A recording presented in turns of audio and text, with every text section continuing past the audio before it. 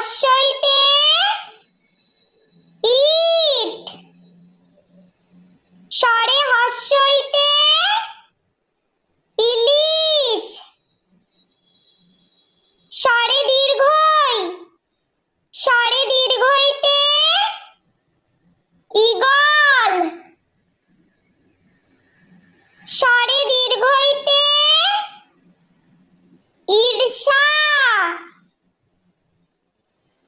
স্বরে হস্য